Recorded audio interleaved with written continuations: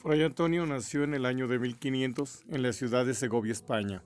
Llegó a México, antes la Nueva España, en la segunda barcada de 1525, entrando por la península de Yucatán, donde aprendió la lengua de los nativos y recorrió gran parte del país, desde Atlacomulco, Estado de México, hasta la capital de Zacatecas, desde Cuitzeo, Michoacán, hasta Matitán, Jalisco, donde recibió el sobrenombre de Apóstol de la Nueva Galicia.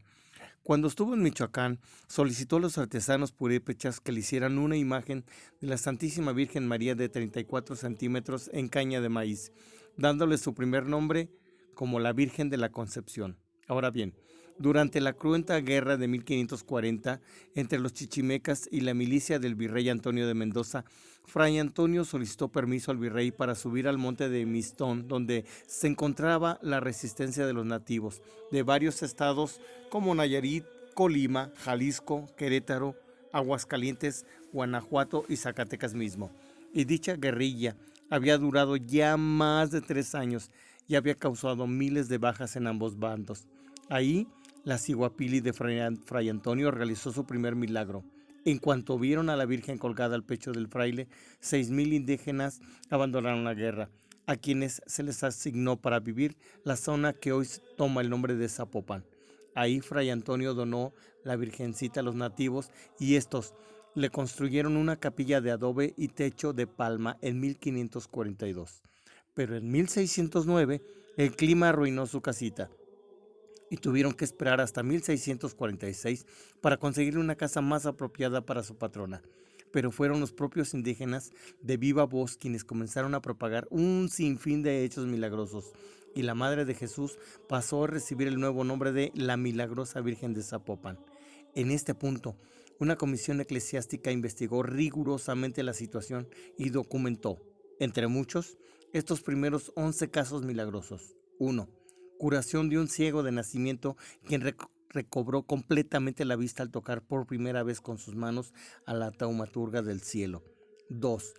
Una indígena de nombre María Marta estaba en grave peligro por no poder dar a luz y le fue llevada a la Virgen y colocada al pie de ella. Tuvo al final un buen suceso y su hijo nació sin mayor riesgo. 3. Resurrección de una niña indígena llamada Magdalena. Regresó a la vida cuando fue llevada en brazos por su padre ante la Ciguapili, cuando anteriormente toda la comunidad fue testiga de su deceso. 4. Curación de un enfermo desahuciado, quien fue llevado por sus familiares desde Amatlán de Cañas, Nayarit, hasta el altar de la Divina Señora en Zapopan, y su médico atestiguó su sanación. 5. Otro enfermo también desahuciado, a quien llevaron en una carreta desde su pueblo natal, en Acatlán de Juárez, Jalisco, en presencia de la Madonna, y se curó totalmente. 6. Isabel, una indígena sanada de estar tullida y quien estuvo toda la noche anterior orando ante el altar de la patrona celestial, y el día siguiente regresó a su casa por su propio pie. 7. Curación de la hija de Gaspar Pérez, un residente ejemplar de Zapopan, a quien la joven había estado al borde de la muerte por flujo de sangre y fiebre, así como se sanaron 2 sirvientes más en el mismo evento. 8. Estando declarado muerto por su médico familiar, el hijo de Francisco Mendoza volvió a la vida cuando, en total desesperación, su padre lo levantó en sus brazos y lo puso al pie del altar de la Madre de Cristo, y el niño, de nombre Miguel, abrió los ojos en perfecto estado de salud. 9. Luis Espinosa, un parroquiano a quien, nadando en el lago de Chapala, se incrustó en su garganta una sanguijuela que le estaba provocando fatal asfixia. Le llevaron a la Reina del Cielo hasta su casa y, colocándola en su pecho, sanó de inmediato. 10. Un nativo de Valle de Tezistán, de nombre Juan Luis, oró ante la chaparrita de Zapopan, pues le solicitó que lo sanara de una fístula que le impedía caminar, quedando absolutamente curado después de su visita a su templo. 11.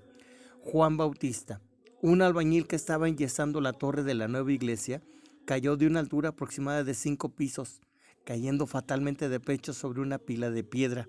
El párroco corrió raudo al altar para llevarle a la protectora de Zapopan y la colocó junto al mozo, y el yesero volvió milagrosamente a la vida. Ahora bien, En el mes de mayo de 1691, la ciudad de Guadalajara experimentó una epidemia mortal acompañada de una serie de fuertes temblores que nunca antes había sufrido la capital. Para ello, se realizó una peregrinación en la cual la madre de Zapopan fue llevada durante varios días en una especie de romería por toda la capital de Jalisco. Los temblores cesaron y nunca más sacudieron la capital y la epidemia desapareció por completo. Dicho testimonio quedó constatado y documentado por el secretario y notario mayor, licenciado Martín Pérez de la Cruz, y asentado en el Archivo Histórico del Estado.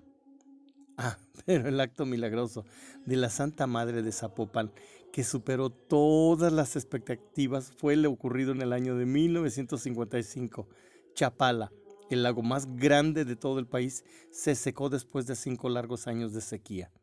Las autoridades civiles se complicaban en interminables estudios para buscar su recuperación, pero se dieron por vencidos y promulgaron su total exterminio. Tanto el gobierno municipal, estatal, así como las grandes mentes de su tiempo, no pudieron hacer nada para solucionarlo y aceptaron su total fracaso. Fue ahí cuando la Madre de Jesús hizo valer la mano poderosa de Dios. Fue llevada de nuevo desde su casa en Zapopan hasta la orilla de Chapala, y después de reunir a miles de parroquianos de los pueblos de la ribera y pescadores obviamente sin empleo, quienes imploraron su ayuda, los ateos de su tiempo, cuando se enteraron que la población organizaba una homilía multitudinaria para solicitar un milagro al cielo, se rieron y se burlaron diciendo que era más fácil que resucitar a Benito Juárez a que el lago se pudiera recuperar nuevamente. El día señalado, en cuanto terminó la Santa Misa, brotaron manantiales de agua donde antes no existían y surgieron desde los cielos las lluvias torrenciales justo en el momento. Los ateos, quienes todavía un día antes se burlaban del pueblo mocho y sus locuras espirituales, cuando vieron que el cielo se convirtió en lluvia y el lago de Chapala resucitó de las auténticas cenizas, guardaron silencio ante tan gigantesco acto milagroso, nunca antes visto en todo el estado de Jalisco y en todo el país. El arzobispo de Guadalajara, don Francisco Orozco, coronó a la Virgen de Zapopan como la reina del estado de Jalisco, pero todos sus hijos tapatíos la nombran de cariño hasta el día de hoy, como su querida generala. Blas Pascal, el físico y matemático francés, escribió de su puño y letra: si Dios no existe, nada pierdo yo en creer en Él. Mientras que, si en verdad Dios existe, yo lo perdería todo por no creer en Él. Bendiciones, amado lector. Bendiciones, amada lectora.